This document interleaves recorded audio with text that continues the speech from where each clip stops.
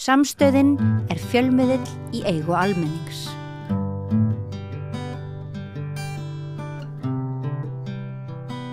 Já, komið sæl aftur og þakkaði fyrir Smári og Helen fyrir gott spjall.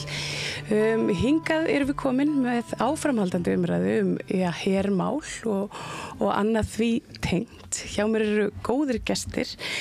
Bjarni Már Magnússon, prófessor við lögfræðideild á Bifröst og Dr. Kristján Þór Sigurðsson, mannfræðingur. Verið velkomnir. Takk hérlega. Ég hafði nú samband við ykkur svona, eftir að hafa lesið greinar eftir sikkúra greinina, það að segja, sem að svona í mínum huga köllust svo litið á. Annars vegar, þú talar kannski mikilvægi þess að fara að skoða að kalla saman íslenskan her út frá þá lagalegu sjónarmiði, svona í alþjóðarétti.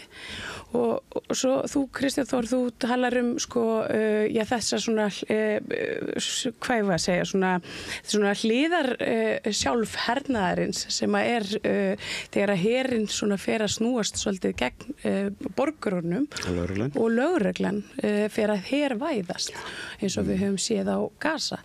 Og mér fannst þetta svolítið svona skemmtilegur, eða ekki skemmtilegur, það kannski ekki rétt á orðið, kontrast svona, við kannski byrjum á þér. Hvað varstu eiginlega að hugsa? Hvað er að spá? Hvað er að pæla með? Hvað gengur þessu mannin til? Er hann brjálaður? Því að nú sé ég að þú varst í Kastljósinu í gær og það hefur nú svona þessi grein, hún hefur nú farið aldeilis á flug og vakið upp sterkar tilfinningar svona beggja vegna.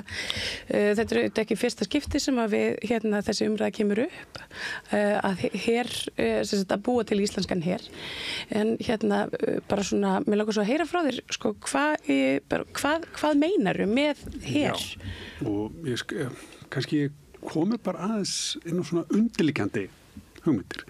Og það sem ég tel mjög mikilvægt í þessu að skoða stöðuna eins og hún núna. Hvað í gangi? Hvernig hafa þessi mál verið skipulögð hérlendis í stað þess að horfa á svona hugmyndir að það sé ekkert í gangi. Og það oft eins og fólk halda að það sé ekkert í gangi í þessum málflokki hérlendis að því að Ísland ekki með stofnun sem nefnist her. Og þetta kannski svona ég sé svona samlíkingu við umræður aðild að Evrópusambandinu. Það sem að gleymist að Ísland hluti af EES. Já. Það ekki sem náttúrulega langt komin þá inn í Evrópusambandið.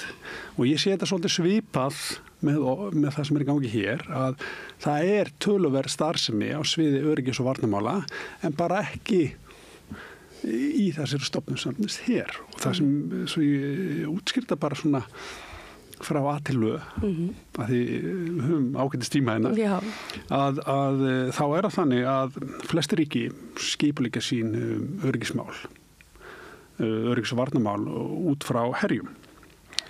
Og við gerum það ekki, vorum eitt af fáum ríkjum sem erum ekki með her, og þá sem náttúrulega ákveðnar sögulegar skýringar, en hins vegar þá sinnum við margvíslegum verkefnum á sviði öryggis- og varnarmála.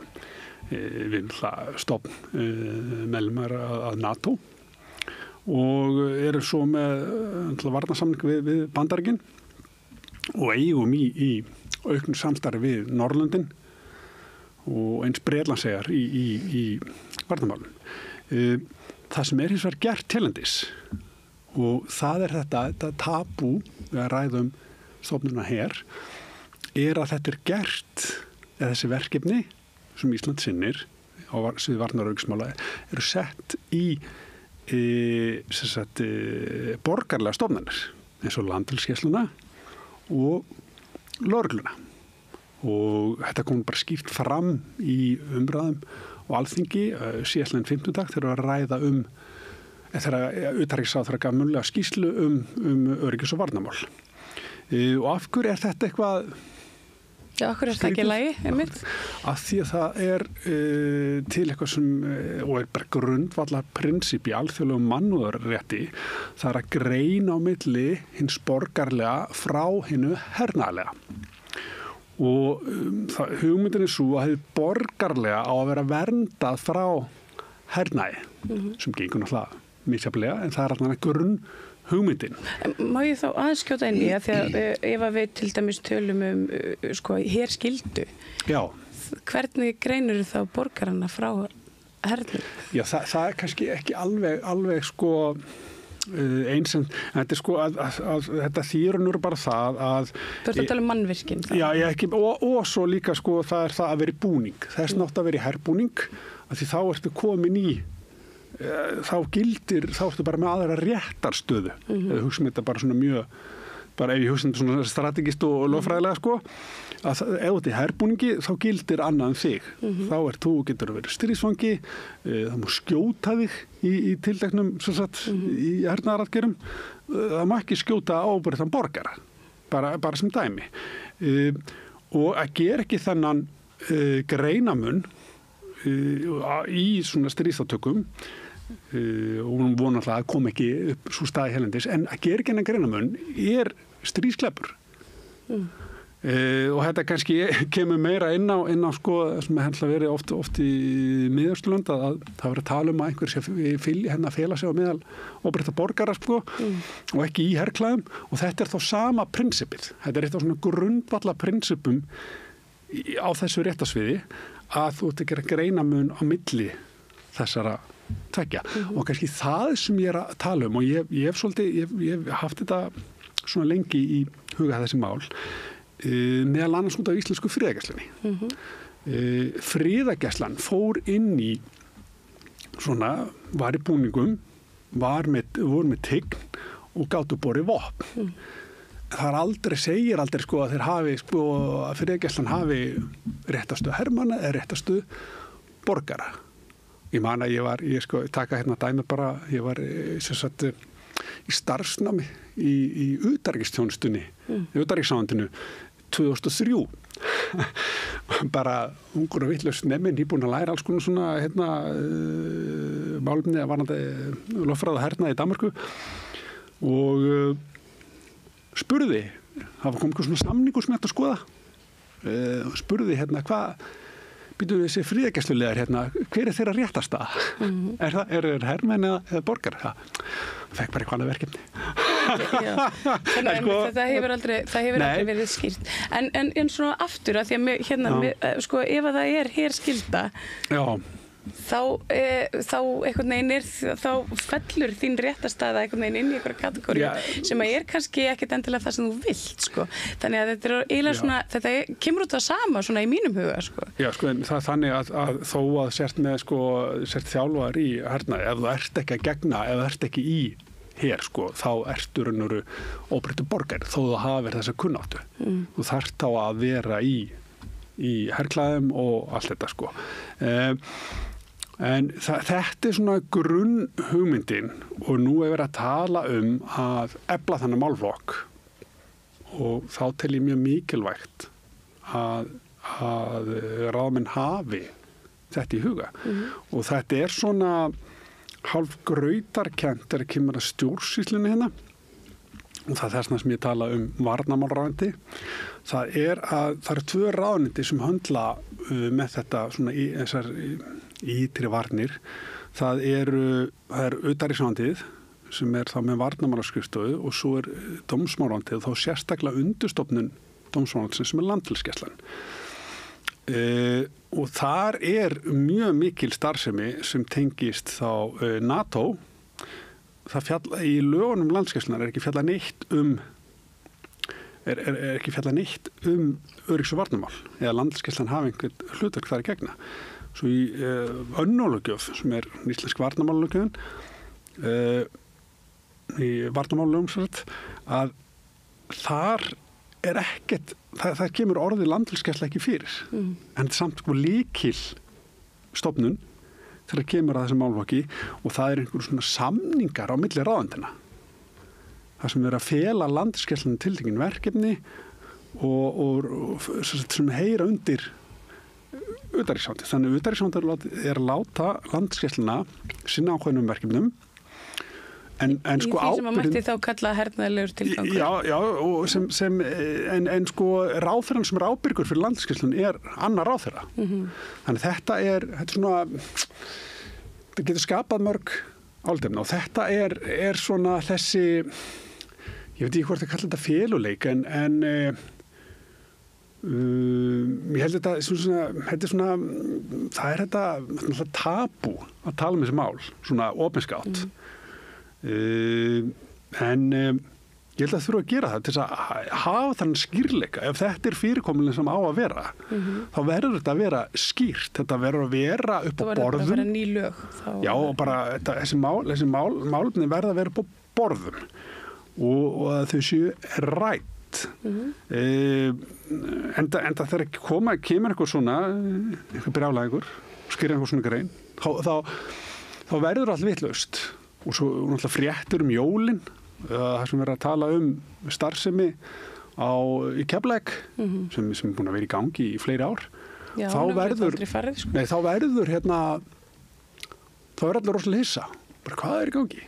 Já, en er það ekki einmitt svolítið bara, Kristján, svona það sem þú ert að lýsa er bara Íslands stjórnsýsla hvar sem er. Það er allt fullt af lausum endum, það er ekkert skipulag, það er ekkert farið eftir mikið eftir lögum sem er ekkert mikið af heldur, eins og þú segir.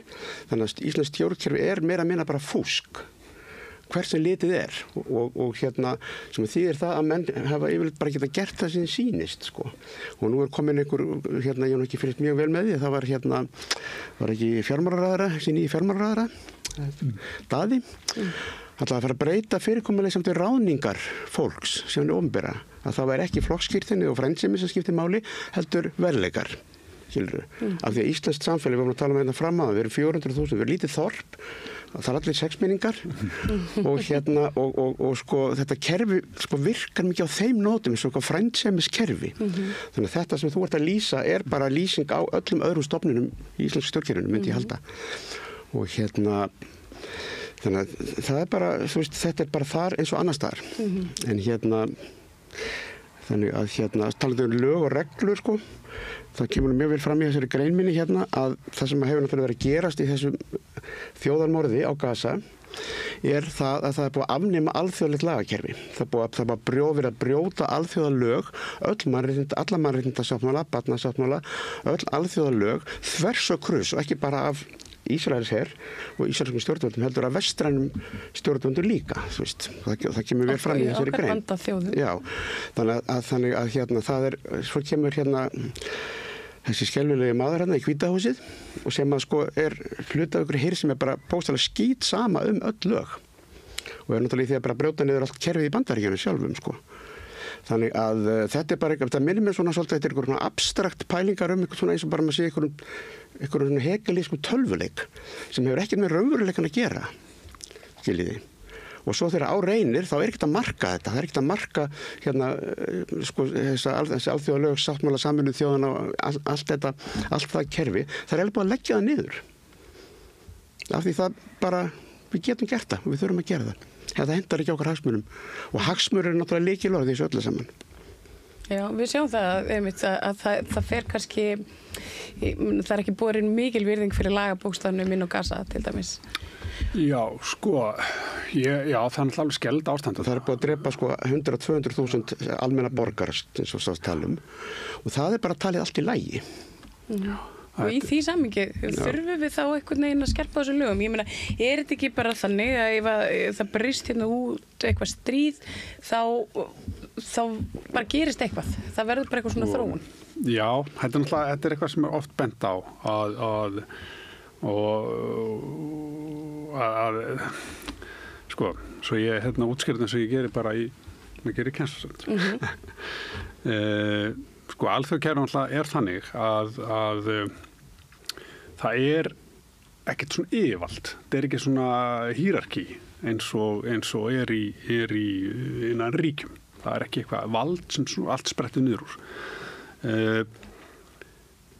Þetta eru svona boltar, við getum hugsað svona bolta sem eru fullvalda og eru allir jafnsettir, það er að segja ríkin, það er að segja í þessi reglu samhengi. En auðvitað eru þeir það ekki þegar kemur að völdum og áhrifum og öðru. Og þessi bollar hafa ákveðið að smíða vef af lögum og reglum til að halda samskiptunum gangandi.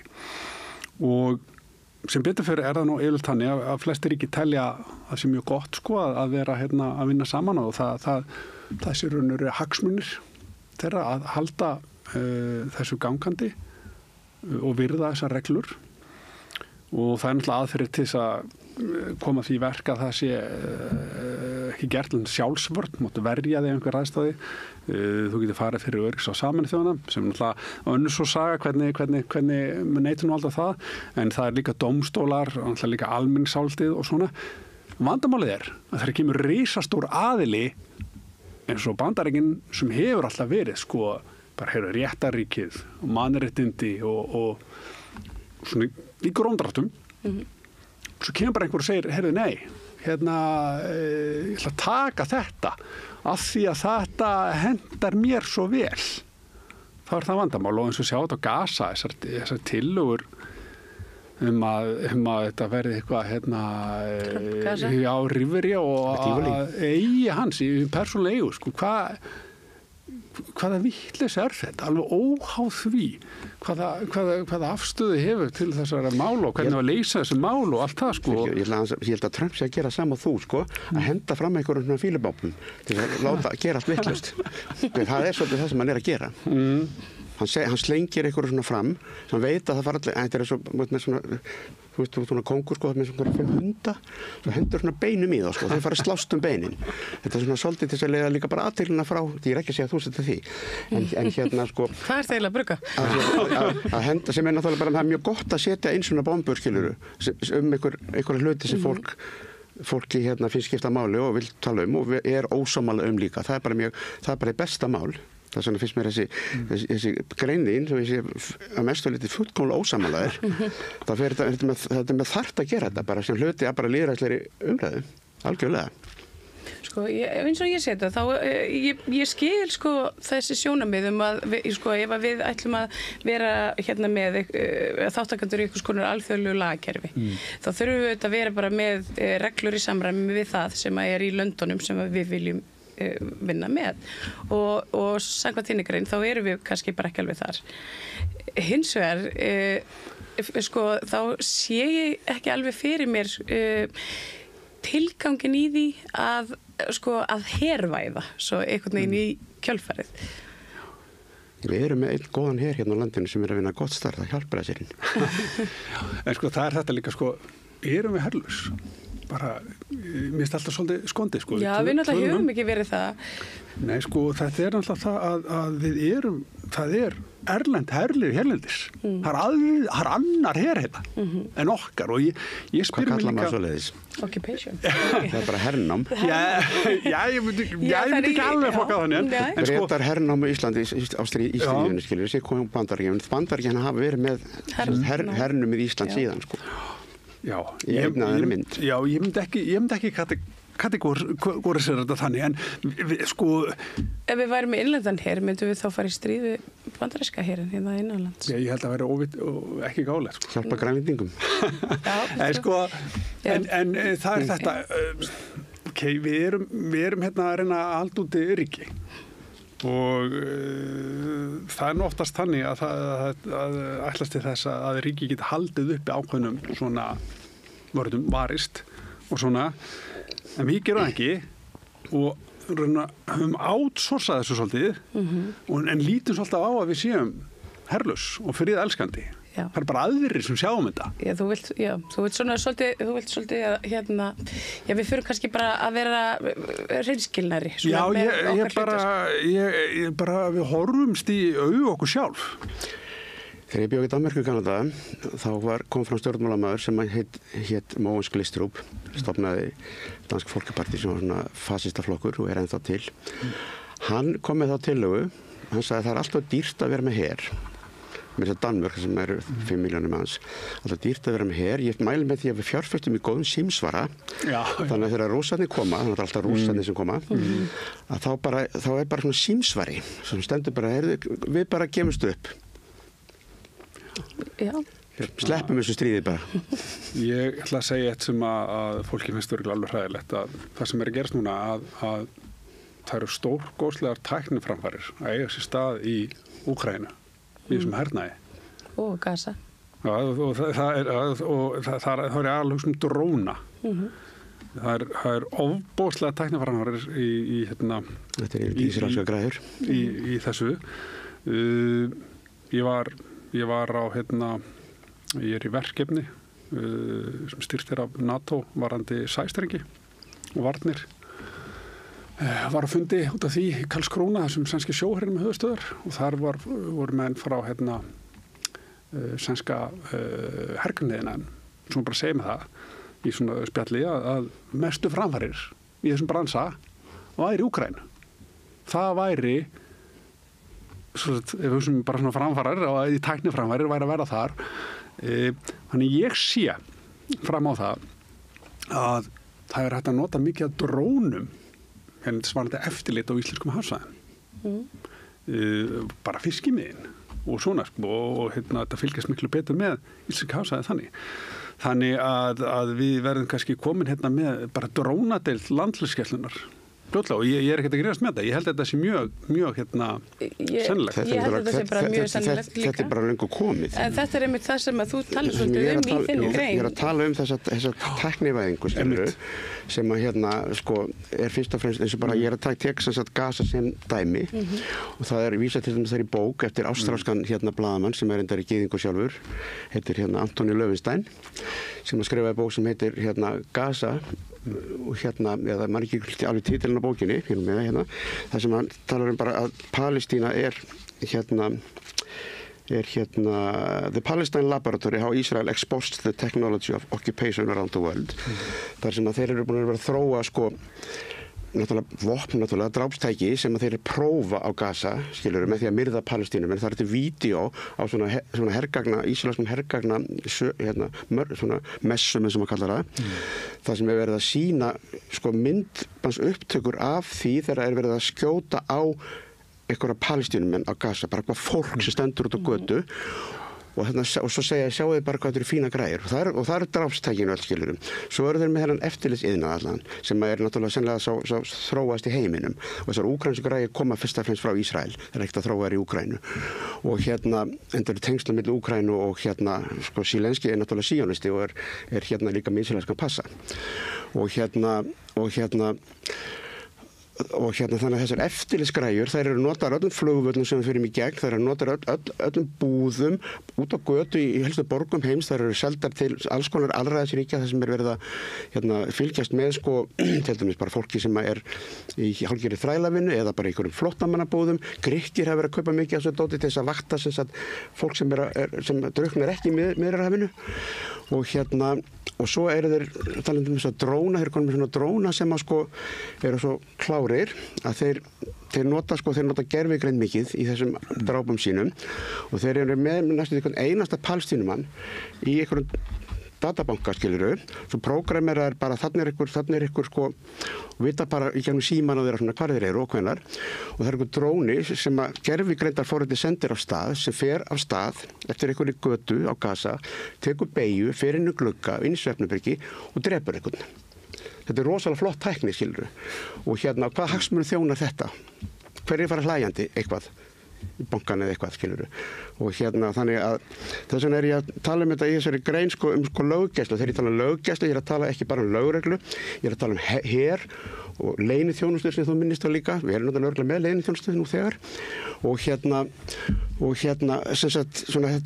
þetta valdabatteri sem hefur það verkefni og tilgang að beita borgurum eftirliti og ofbeldi sem er gert óbeint og óbeint og þetta er sennilega arðbærasti business í heimi og talandi um heri þú veist að tala með hana fram með hana hvað heitir hún? Kona? Já, Helen. Já. Hvað kostar her? Sko, Íslendingar hafa ekki efni á almennilegu vegakerfi. Íslendingar hafa ekki efni á almennilegu heilbrigðiskerfi eða skólakerfi eða bara almennt innviðum. Það er alltaf að vera kvart yfir því það er ekki til peningur fyrir þessu. Þannig að hvernig óskupanum á að fjármagna þetta?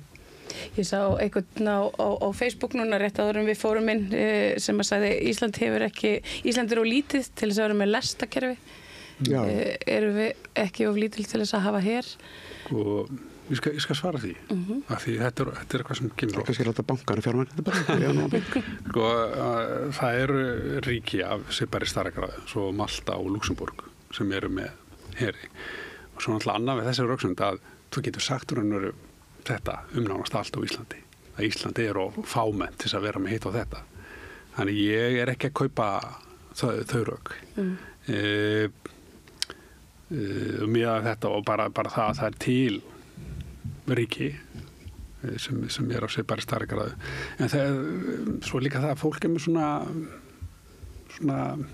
hvað að segja, oft ekki mjög nákvæma sýn hvernig það getur verið. Þetta þarf ekki að vera bandaríski herinn. Það getur verið einhver sem sinnir, einhver svona lágmark, sko, geta tekið á móti einhverjum árásum, sko, í 6 klukkutíma þangað til að koma inn aðstoð.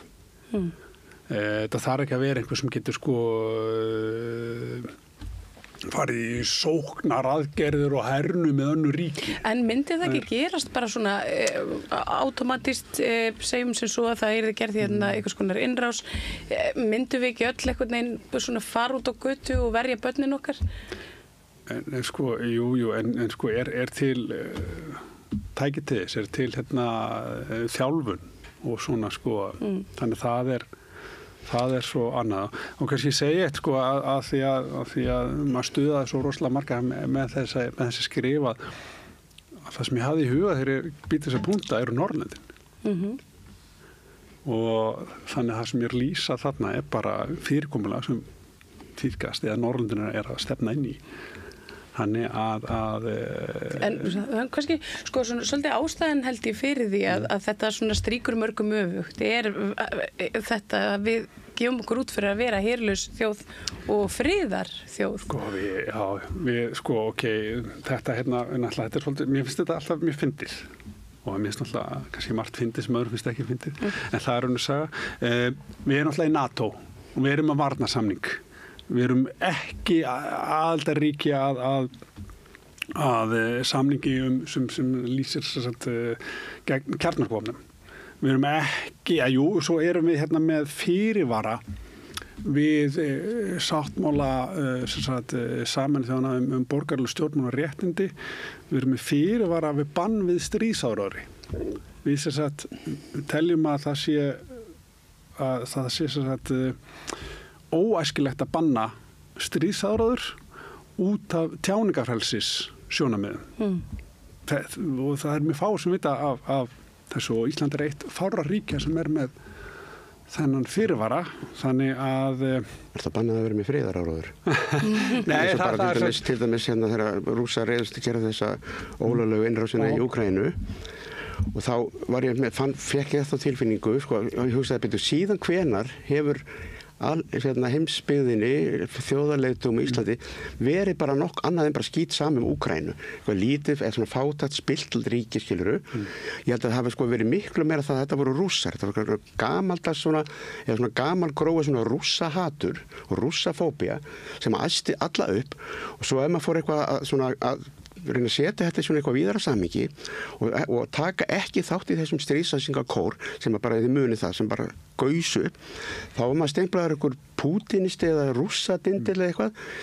Sko, ég bjó að hluta til í Moskvu í 5 ár og ég var þar þegar þetta seinna Tjetjeníustríð var, sem var alveg hryllilegt, sko, alveg bara hryllilegt. En þá var Pútín vinur Vesturlandana af því hann var að taka þátt í stríðinu ekki að hryðjuverkum, skilurðu. Þannig að þetta er bara selektíft, sko, hvernig menn eru stemplaðir. Og ég bara taka fram, ég er ekki aðdáandi Pútíns og ég hef ekki, þessi innrás voru náttúrulega, sko, maður getur orðað þetta svona sýnist, sko, að opaslega mistök hjá honum sjálfum að gera þetta. Fyrir utan náttúrulega bara afleiðingarna sem eru eins og öll bara stríð, hryllingur, sko. Og Þannig að þeir sem hafa verið að tala fyrir því eins og núna sko, að semja til dæmis nú bara eins og Trump búin að vera að tala skilurðu, ég heldur ekki aðdáandi hans, ég taki það fram, að semja frið, skilurðu. Þá gís þetta aftur upp. Nei, við þurfum að berjast til síðasta Úkraínumanns, við þurfum að sigra Rússa sem náttúrulega svona veruleika fyrir kjaftaði því. Hvernig lítur það út? Já, þetta orðið mjög áhugaverð. Já, og þannig ef maður eitthvað andmæla þessu, þá ég get flokka það sem friðar áróður, að þá ég bara eitthvað pútinisti sem ég náttúrulega ekki. Skilur, þannig að er ekki hægt að setja það bara pliða þessum sem þú ert að tala Já, kannski ekki alveg. Það má ekki banna friðar áróður. Sko, ég myndi nú, allar, sko, það alveg skýrt að sko að þessi tala með innrás og Rússa, hún alveg kolóðleg og það sem alltaf líka áhugavert í því samhengi, það þetta Budapest samkomulag að sem kemur fram að Úkraínumenn láta af hendi kjarnorkuvopn og gegn því að það sé landamæri þeirra sé virt Bandaríkjamenn, Bretland og Sovjetmenn eða Rússar á þeim tíma undir þetta. Þetta er ekki bindandi, þetta er ekki svona alþjóða samningur, heldur þetta svona pólitísk yfirlýsing, múna ákveðin mistök. Og líka það kemur líka fram í þessu Budapest samkomulagi að það ekki beita efnahagslegum þrýstingi með Bandaríkin. Skuldmennsi til þess að beita ekki svona pólitískt ekki beita efnahagslegum þrýstingi sem svo sannarlega gera núna gagvart og færa Úkraínu. Og vera með herstuðar í svona nálægð við þessi gömlu Sovétríki. Ég ætla ekki að sjokkið sé bara þetta að menn hafa haldið að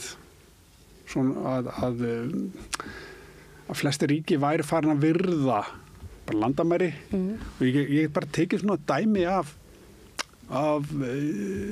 sjálfum mér að ég fer í nám til Bandaríkjanna 2006-07 og þá var allir að pæla í eitthvað sko alþjóða viðskiptastofnunni og eitthvað voða flókin svona einhver tolla og alþjóða viðskipti og einhver óbúrslega flækjur. Í dag erum við bara að tala eitthvað sem er gerst úr 19. öld. Sko, kaupa landsvæði, taka landsvæði af öðrum og eitthvað svona. Þannig við erum komin eitthvað sko í þessu alþjóðasystemi, þá erum við komin eitthvað annan, þá er bara, þetta er svo myndina Back to the Future. Mjög áhugavert að sjá þetta. Eða hurfum kannski bara aldrei frá því? Nei, þetta snýst náttúrulega sko, eins og ég nú líka að kenna sem sagt, þess að ég segi stundum við nemendur mínar, sko, hættulegasta hugmyndafræði heimi er þjóðernishyggja.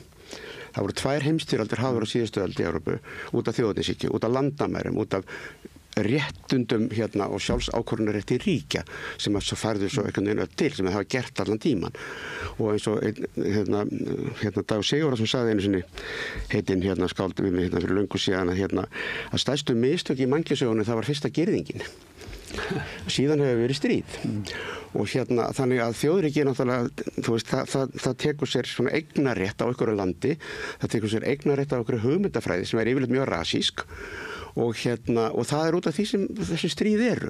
Þannig að ég myndi leggja til þess að þjóðríkið eru lagt niður og stríð eru afnumin og við myndum bara klappa og klóra hvort öðru. Ég er með ketti, skilurðu. Maður er með pæli, sko, af hverju eru kettirnir alltaf nálægt okkur. Ég er með þá teóri að kettirnir séu komnir til þess að kenna okkur. Mjög mikilvæga hluti.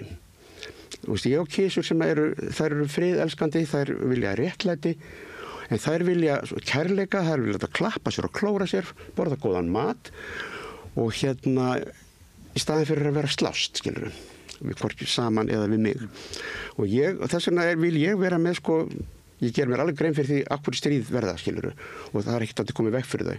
En það er hægt að vera með friðar áróður líka, sko.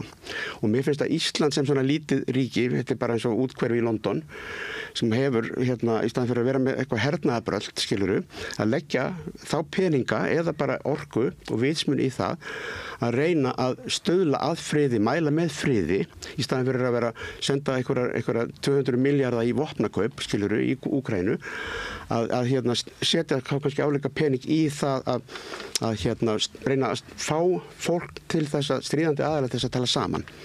Því að þetta stríð mun enda, þú veist, ekkert stríð er að eilífu, skilur. Það mun enda, það er bara spurning hversu hrikalegt verður þetta fyrir Úkraínumenn, því lengur sem þetta er, því verra verður þetta fyrir þá.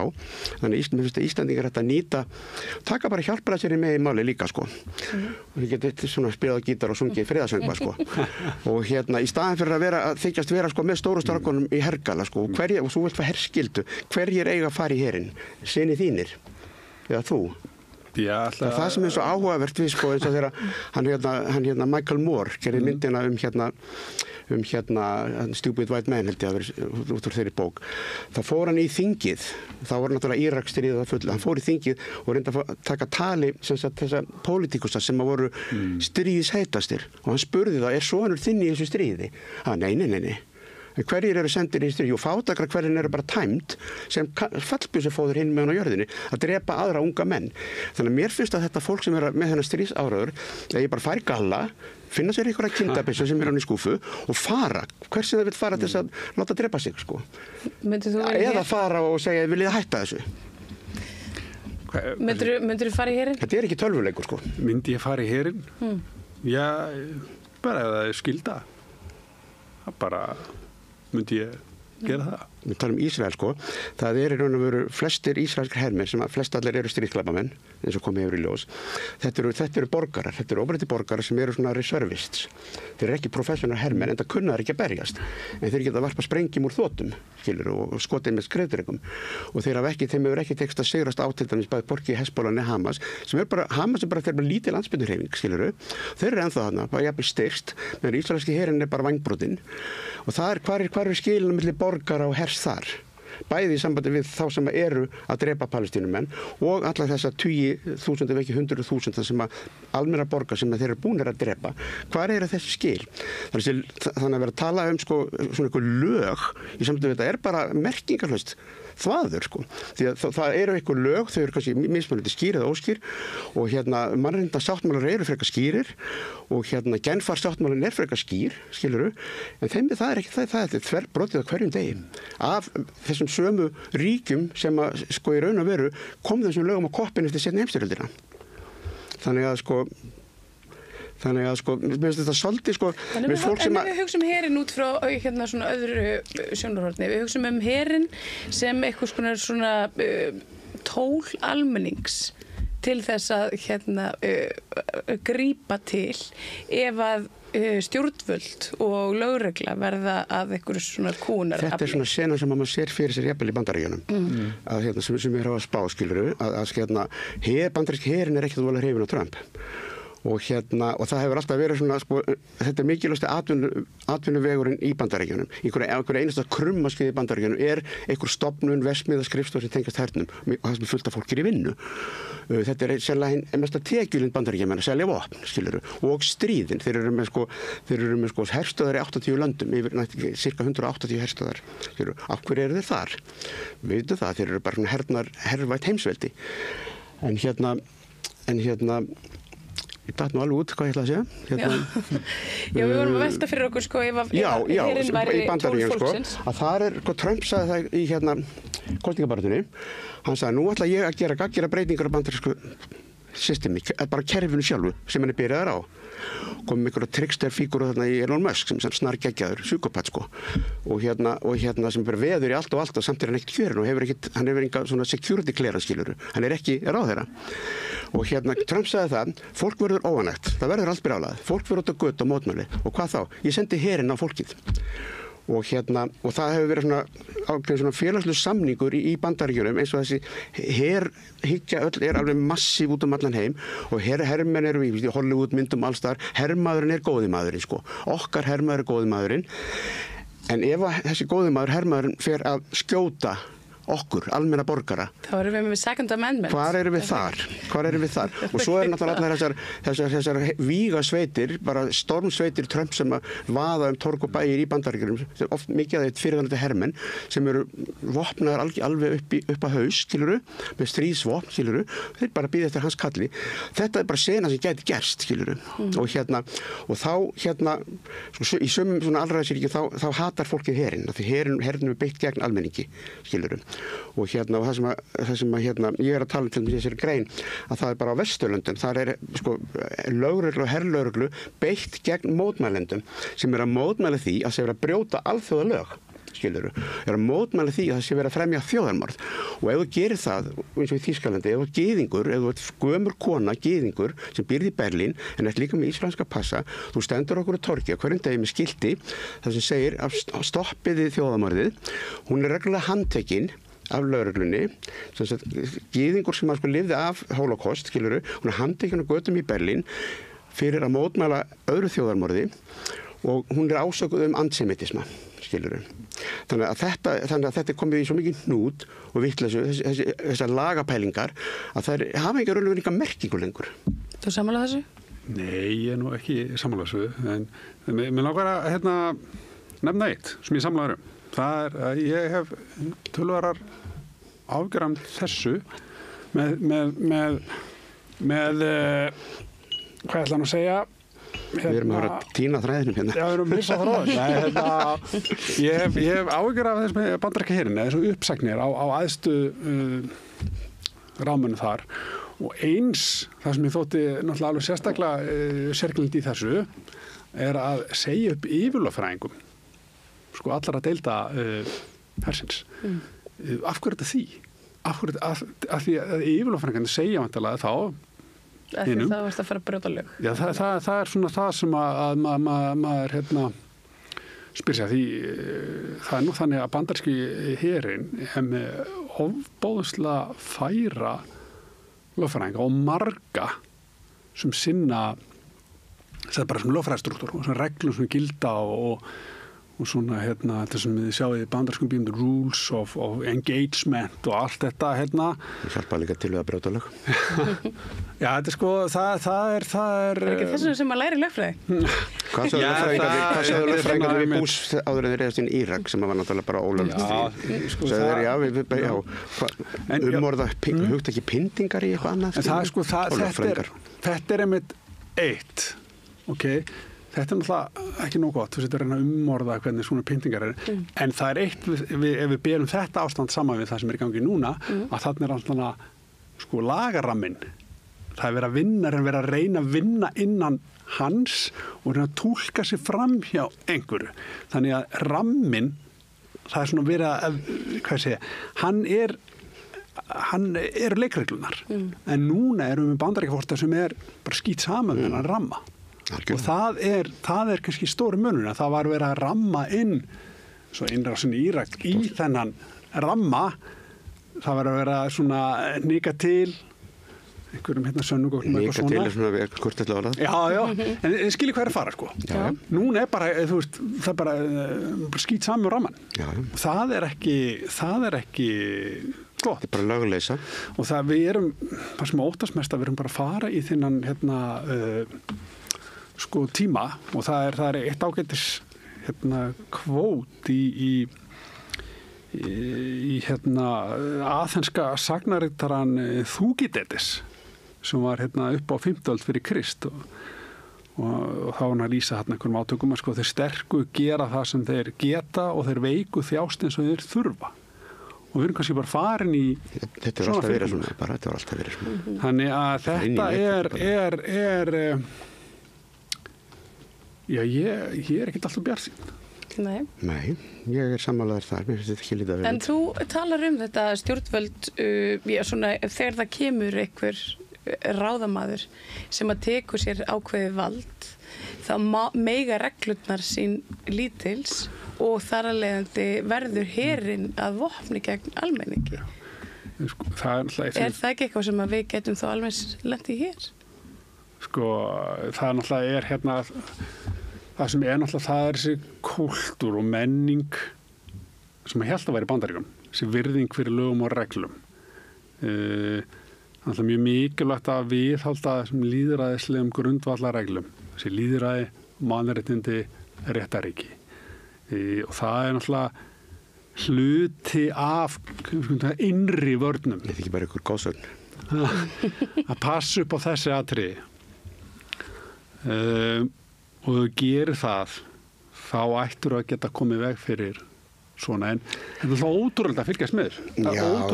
Bandaríkin hefur aldrei verið neitt réttaríki, skilur. Það er sko, þegar fyrsta bílaplanna kom út, þá gátu svartir ekki kosið í Bandaríkjunum. Þeir höfðu ekki sömu borgarlegu réttind og hvítir, skilur. Og það kostaði mikla baráttu hjá Martin Luther King, Malcolm X og fleirum til þess að koma því að svartir getur kosið, skilur. Og síðan hafa þeir samt sem aður ekki öðlast rétt mörg svona bara félagsti borgarlega réttindi á við hvíta mestu leyti.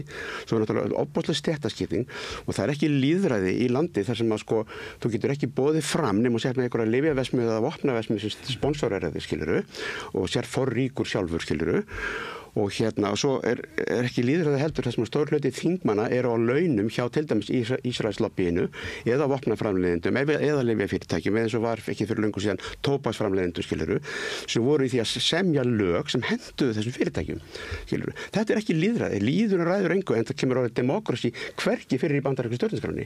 Og þeir sem sömdu þessa stjórnarskrá á 18. öld, þeir voru allir þrælaeigendur en byrjuðu því að segja það að allir menn séu fæddir jafnir vegna þess að svartir sem voru þræl, þeir voru ekki menn. Skiluru.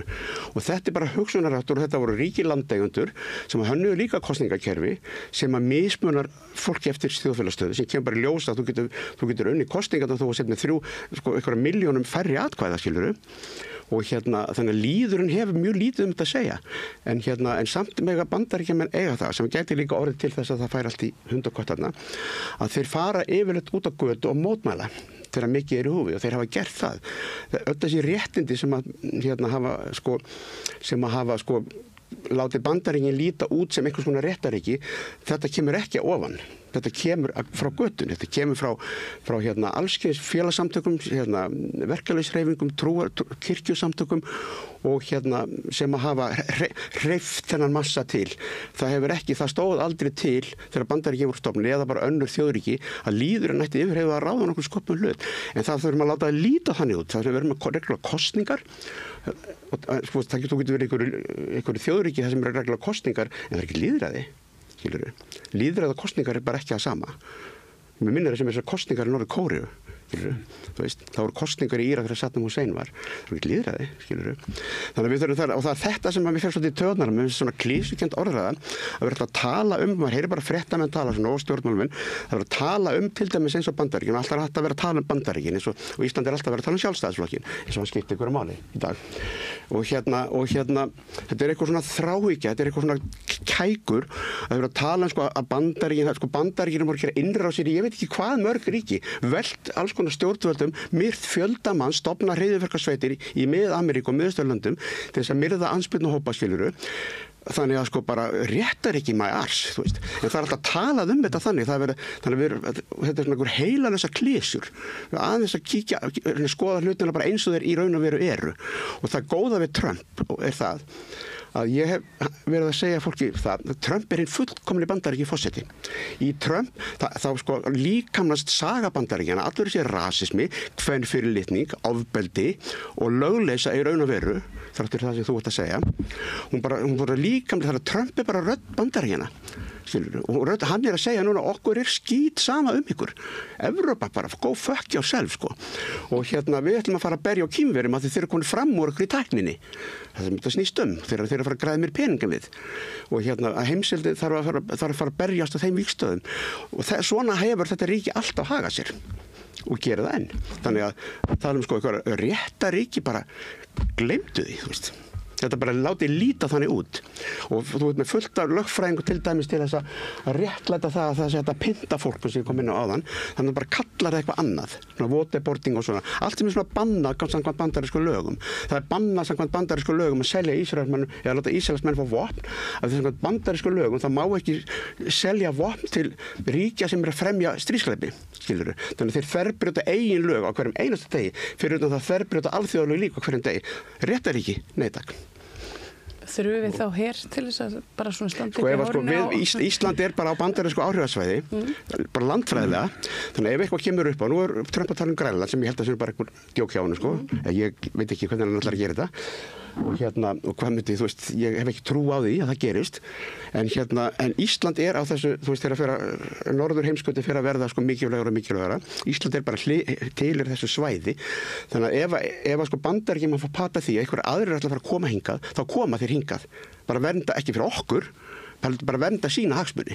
En þeir eru bara að vernda sína hagsmuni. Þeir eru ekki vinir okkar. Ríki eiga ekki vini. Ríki hafa hagsmuni. Já. Kannski segi eitt, sko. Því það sko, Bandaríkin langt frá að vera fullkomin ríki. Það sem stjórnkjara hefur verið mjög gott þetta checks and balances sem vísa oft í. Þessi forseti ræður Hæstarétt. Já, sko, það svona, það þarf alltaf... Það ekkert annar mál, það aðalatriði. Það þarf alltaf einhver að skipa dómara. Það þannig. En sko þetta hefur verið þannig að... Það er ekki einhver sem þarf að skipa dómara. Það er forsetinn sem skipar dómara sem eru á sama pólitísku línu og hann. Svo ég haldi aðeins áfram hérna að það hefur þá verið þannig að þessi þrígreining ríkisvalds að það eru svona þá að tjekka hvort hann af. En það sem náttúrulega hættulegt núna að það er verið að reyna að taka þessa checks and balances í burtu. En það er kannski eitt varðandi Hæstarétt Bandaríkjanna þú kemur inn á þetta hugmyndum að Hæstarétt Bandaríkjanna að hafi meira pólitíska vigt en Hæstaréttar í mörgum öðrum ríkjum. Hann reynilega hafi pólitískt hlutverk. Svo þetta komast að niðurstöðum sem annars þar þetta mjög eðlilegt að væri ekki teknar af dómstólum heldur af þjóðþingum. Og kannski nefni hérna með réttarríki sko réttarríki þýðir ekki hvað sem þetta eru svona ákveðin atriði sem þarf að vera í réttarkerfum þegar við erum í vísa það að lög séu birt og svo framvegis. Þannig að þetta er svona meira formlegs aðlis þegar þetta tala réttarríki heldur en að sé vera þerbrjóta hitt og þetta.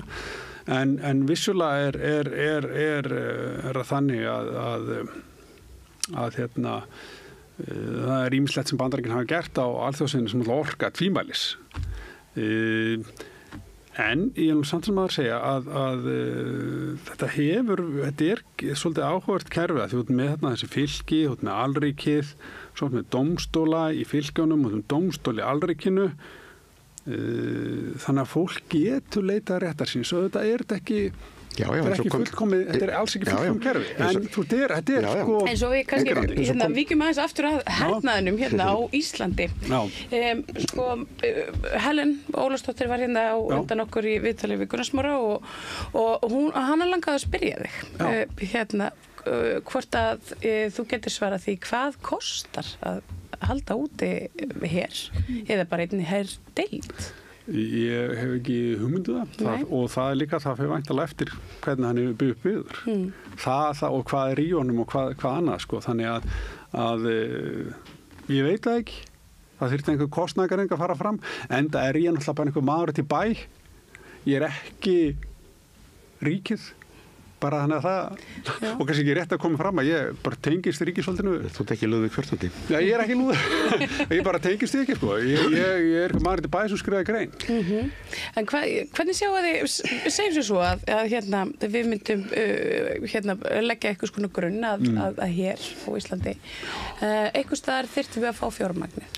Einhvers staðar þyrftum að fá fólk. Og einhvers staðar þyrftum við að fá fólk. Hverjir eiga að vinna vinnun? Það er eins og til dæmis í Ísrael skilur eftir að þeir reiðast á Gaza fyrir bara dálítið löngu síðan að það þurfti að virkja alltaf fleiri og fleiri svona reservista í herinn til þess að sinna þessu þjóðamorði sem þýddi það að það hvarf fullt af fólki úr bara atvinnulífinu. Þannig að alls konar fyrirtæki og stofnir bara lömust skilur og þannig að fjárhagur Íslands er bara í rusli meðalans út af þessu.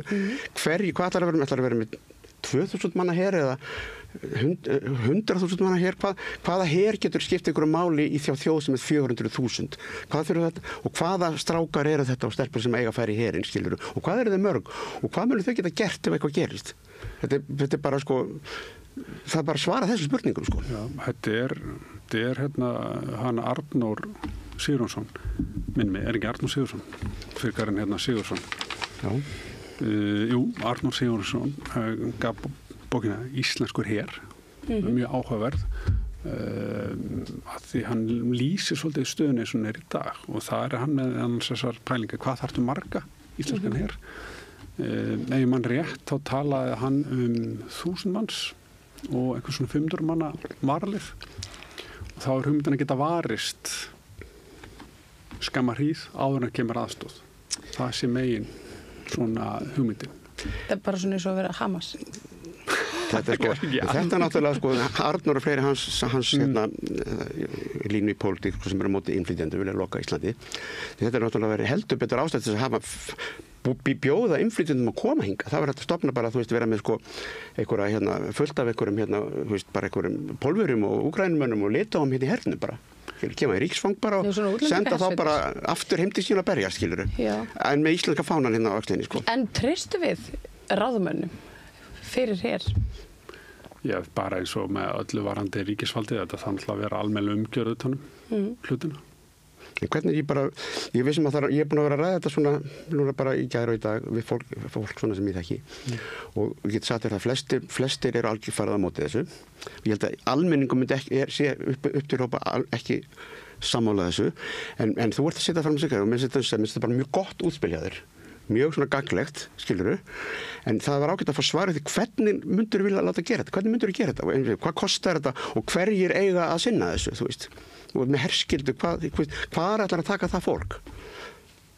Bara 19 ára, ferði í 8 mánuði í herinn, eitthvað svoleiðis, bara svipaða fyrirkomulega og á mörgum öðrum stöðum. En hvernig vil ekki fara?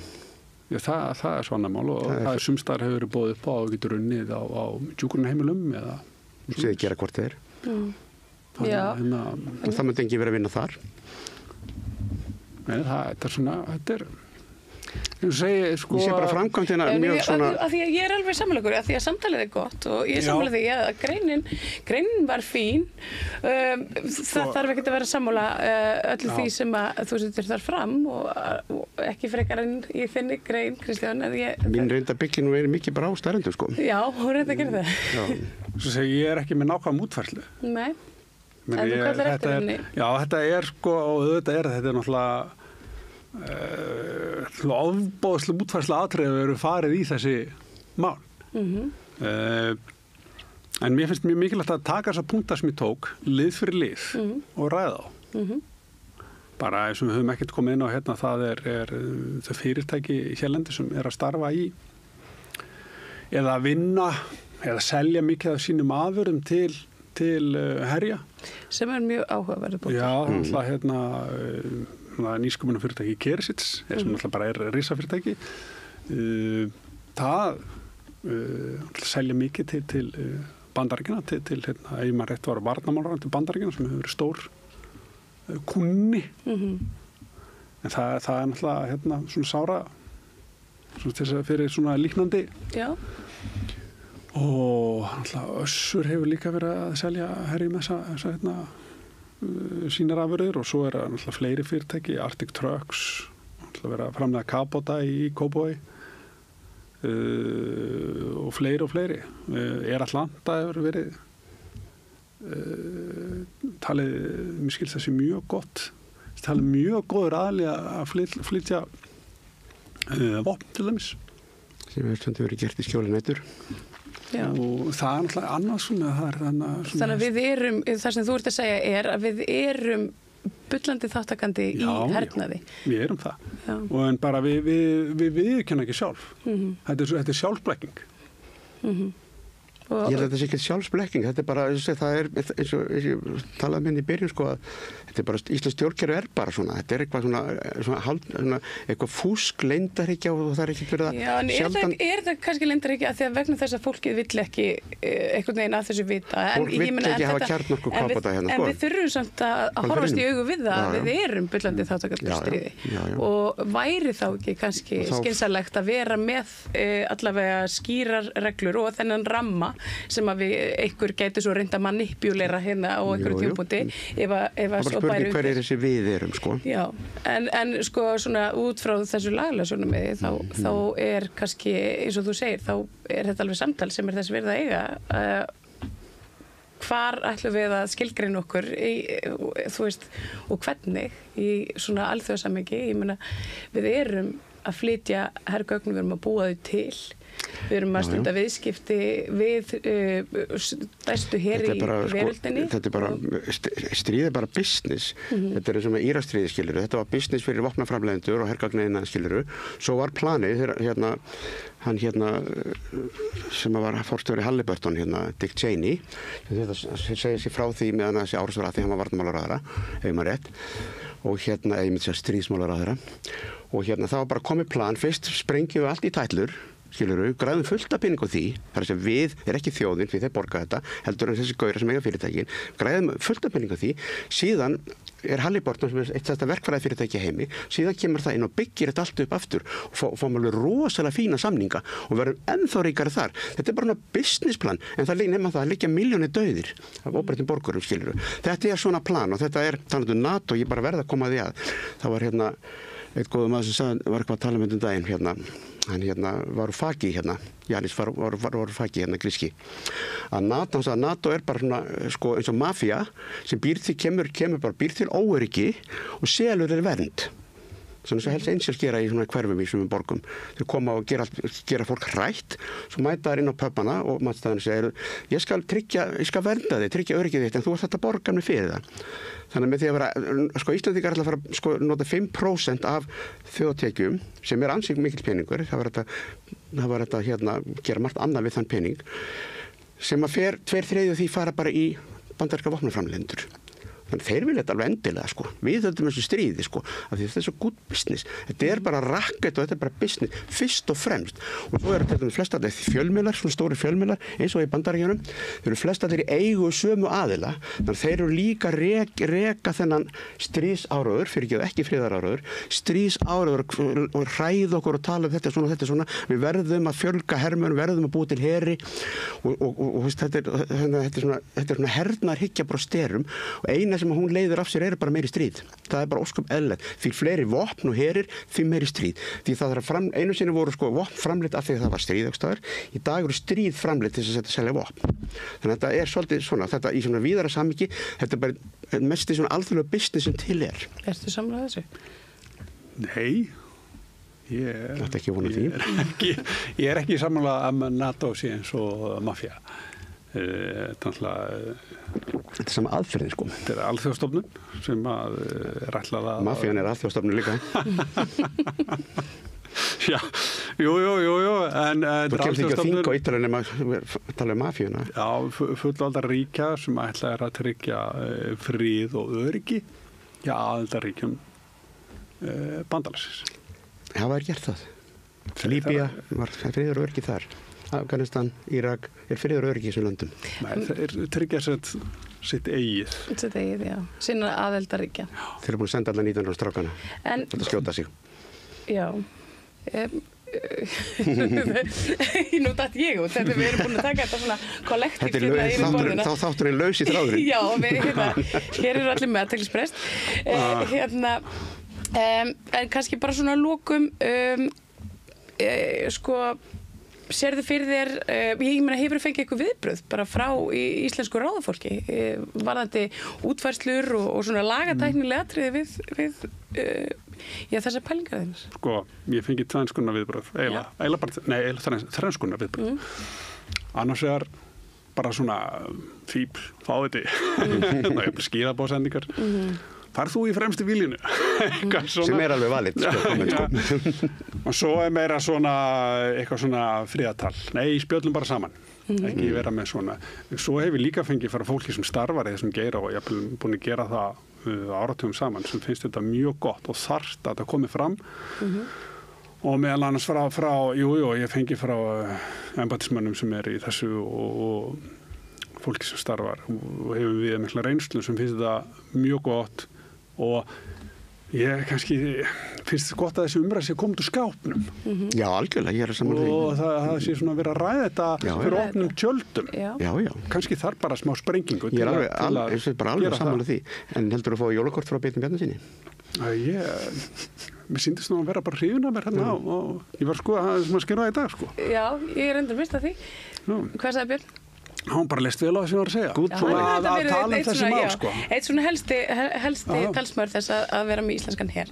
En það nú kannski verið svona, ef ég skilði þig rétt á svona aðeins öðruvísi svona grundvelli heldur en þú verðist, já, svona eins og ég skilði þig, þú ert lögfræðingur, þú ert alþjóðar sérfræðingur í alþjóðarlögum og svona þitt ammó, svo við notum það er svolítið þetta að við þurfum að skerpa á regluverki og svo eru friðarsinnar eins og Kristján Þór sem að svona hrista bara hausinn og segja, þú veist, regluverki má sín lítis, en getum við átt þetta samtal? Erum við ekki við erum ekki þetta samtal, sko, og eins og ég búin að vera að segja örugglega 2 eða 3, þetta mér finnst þetta bara mjög gott að gera, gott ég var að gera þetta, en þó ég alls ekki samlaðir að þá, sko, markmiðinu, mér finnst þetta nöðsynlegt, það þarf að tala svona hluti og það þarf að tala eins og ég var að segja líka, sko, það svona umræða hér á Íslandi oft voðalega eitthvað svona eins og Laxness sagði einhvern tíma, sko, að það sem einkennir Íslendinga þegar vera að ræða alvarlega hluti leiði að fara að nálgast og kjarnamálsins þá bakka þér í burtu, sko, og fara að tala um eitthvað allt annað, jafnvel að tala um eitthvað sem eitthvað annar var að tala um í gær. Þannig að fyrirlitinu til þetta bara fínt innlegg, sko, og ég myndi aldrei senda þér eitthvað post og segja að vera fíl, sko. En sko það er líka það er þessi, sko, eins og tala um umræðahefnar, þessi svo mikil sundrung, sko, að fólk getur ekki bara virt hvort annað þó að það sé með gjörólíka skoðanir. Það finnst mér bara svolítið leið. Þetta fer alltaf eitthvað svona út líka persónulegt. Það er svona eigum við nú svona gott rautt borð þess að sittast við og rappa löngum stundum. En þakka ykkur kærlega fyrir góði gestir og bara fyrir líflegar og virkilega góðar umræður. Ég vona og þið komið bara aftur sem fyrst og við getum farið yfir þessi mál. Takk kærlega. Takk sem leiðis bara að koma. Takk fyrir samtalið. Það er meira hér handa við hlýja. Með því að ganga í leigjendasamtökin styður þú baráttu leigjenda. Leigjendasamtökin eru fyrir öll þau sem vilja vinna að réttlæti og öryggi á húsnæðismarkaði. Leigjendasamtökin.is